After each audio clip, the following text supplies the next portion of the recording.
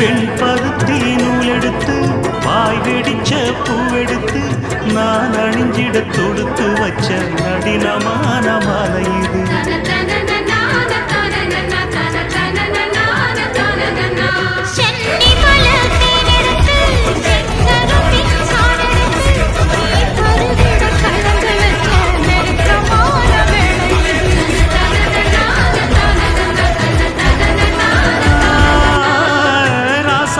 உடம்பிருக்கும் ரவிக்க துணி நானாக அன்னாடம் சூடி கொண்ட ஆசை வச்சாகாதா.